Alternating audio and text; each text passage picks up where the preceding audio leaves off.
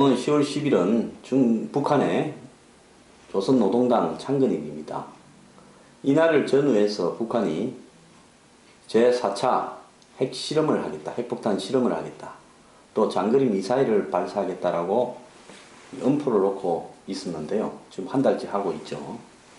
그런데 느닷없이 10월 10일 북한의 노동당 창건일 기념 행사에 중국이 5년 만에 처음으로 중국 공산당 상무위원인 류인산을 보낸다고 합니다. 류인산은 중국의 이 공산당 서열, 그러니까 중국 정부 서열 5위입니다. 중국에는 공산당의 상무위원은 7명밖에 없습니다. 그래서 공산당의 상무위원은 사실상으로 7명이 의논해서 공산당을 끌고 가고 중국 정부를 끌고 가는 것을 의미합니다. 여기에 이 5년 만에 이렇게 중국이 고위급을 보내는 것은 시진핑 들어서도 사실상 처음인데요. 그래서 중국이 격이 낮은 대표를 보내거나 아예 대표단을 안 보낼 가능성도 있다, 이렇게 점쳐져 왔는데 류인산을 보내는 것이 매우 의외고요. 때에 맞춰서 북한이 핵실험을 하겠다거나 장거리 미사일을 발사하겠다라는 움직임이 잠잠해졌습니다. 그래서 그 배경으로 북한과 중국 사이에 모종의 북한의 어떤 이 미사일 발사와 핵실험에 대한 협박에 중국이 이를 달래기 위해서 뒷거래가 있었고, 이런 과정이 중국이 최고위급, 그러니까 부총리나 그 다음 정도 총리나 그 다음 서열쯤 되는 레벨의 인물을 보냄으로써 북한의 김정은 체제에 대해서 모종의 어떤 약속을 해준 거 아닌가 하는 시각도 지금 나오고 있는 겁니다. 자, 북중 간의 관계는 절대 갈라지지 않는다. 이 두 사람의 관계는, 이 두 나라의 관계는 갈라질 것 같지만 결국은 위기가 오면 하나가 되고, 또 중국은 절대로 북한을 버리지 않는다고 제가 여러 차례 이야기를 했죠. 결국은 중국은 겉으로는 북한의 핵실험 움직임이나 장거리 미사일 발사에 대해서 규탄하고 강행할 시에는 제재를 해야 된다고 강하게 이야기를 유엔에서 시진핑이 하고 갔지만, 실제로는 그 이면은 북한에 중국의 최고위급을 보내서 달래고 또 서로 간의 관계를 재정립하는 일을 하고 있다는 것이 입증된 겁니다.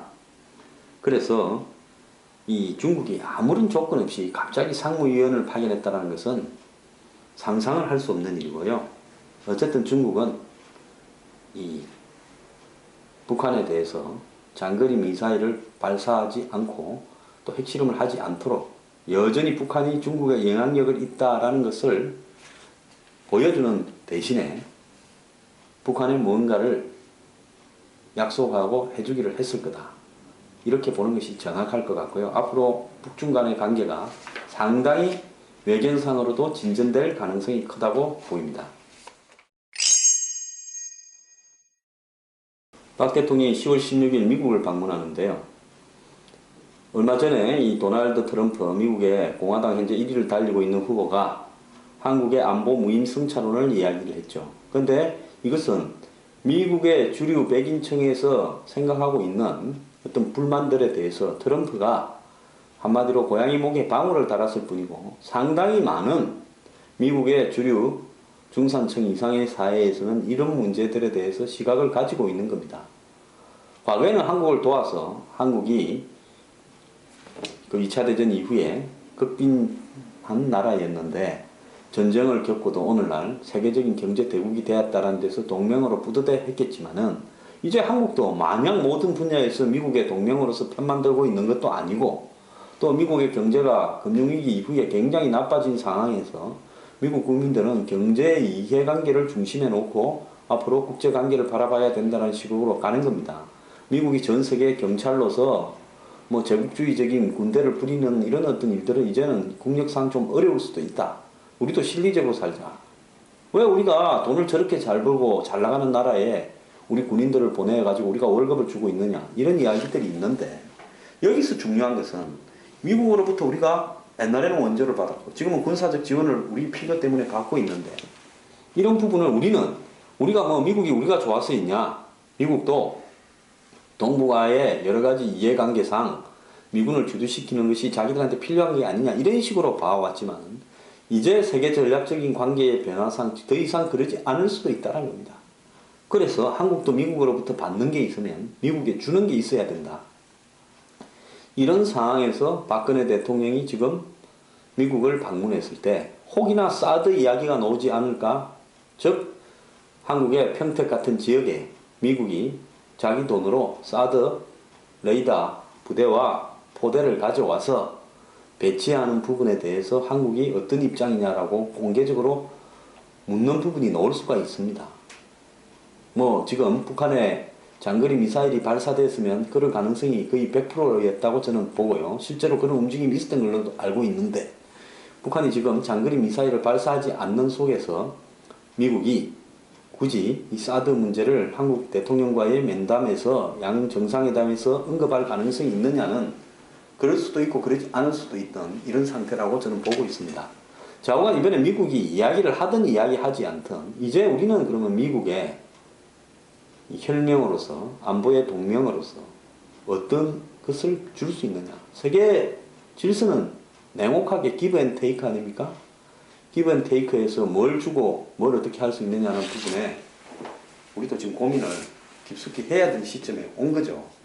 이런 고민을 안 하고요. 일부 한국의 종북 좌파들이 이야기하는 것처럼 한국의 사드 배치는 북한이 아니라 중국을 겨냥한 거고 한국이 미국의 동북아 어떤 이 안보 구도에 말려들어서 중국과의 관계가 문제가 생기고 북한과의 관계에서도 이 미국의 이 사드 배치로서 문제가 생기고 국내 내분이 일고 이런 부분은 원하지 않는다라는 그런 논리에 말려들어서는 저는 안 될 거라고 봅니다.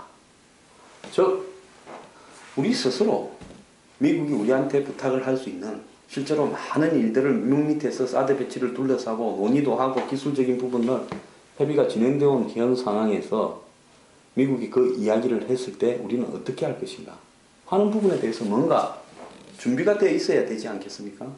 사드는 거론하지도 않고 생각해보지도 않았고 다루지도 않았다. 이렇게만 하는 것으로 과연 이 문제를 대처할 수 있겠느냐. 제 개인적인 생각은 우리가 중국에 필요한 부분을 엄청나게 들어줬습니다. 열병식에도 갔고 AIIB도 참여했고 RCEP도 들어가겠다고 하고 이러기 때문에 우리도 사드 배치 부분은 미국과 한국 간의 고유한 동맹의 문제다라고 이야기를 하면서 당당하게 할 필요가 있지 않는가. 저는 그렇게 보는데요. 이 문제에 대해서 이 매듭이 빨리 지어져야 될 거라고 봅니다.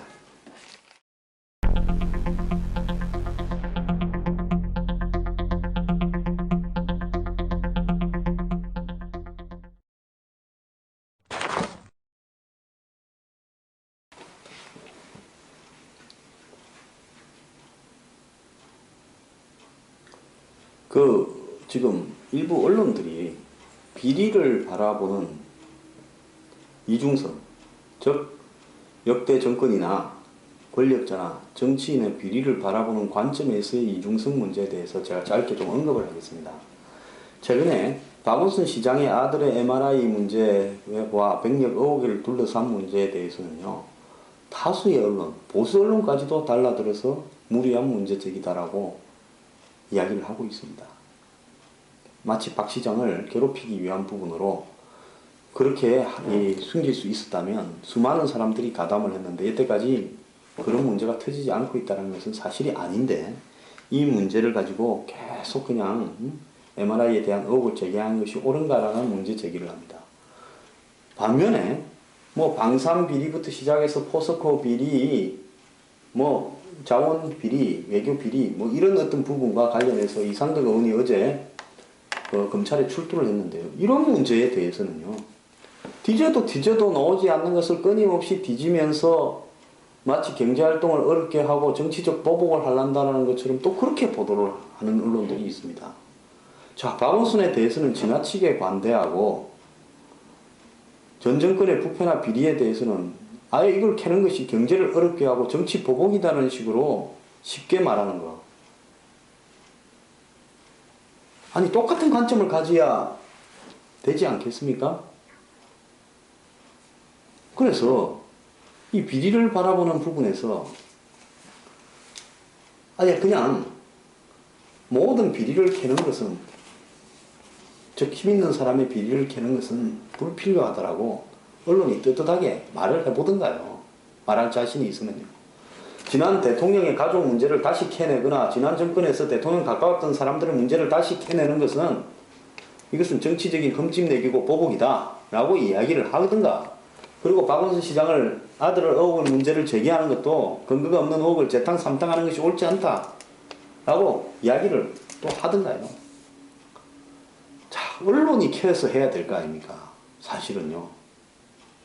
이런 의혹이나 비리 부분이 근거가 다소 부족한 부분이 있더라도 그런 의혹이 등장할 만한 정황이나 내용들은 저는 이 두 가지 문제에 충분히 있다고 봅니다. 그렇다면 이런 문제들을 갖다가 캐는 부분에서 언론이 이거 아니라도 제보를 받고 권력자나 정치인의 비리를 뒤를 캐는 부분에 얼마나 많이 했습니까? 그게 언론의 사명인데 요즘 들어가지고 언론들은 이런 문제들에 대해서는 거의 덮으려고 가고 있다. 이런 것이 과연 언론의 옳은 자세이고 태도이냐.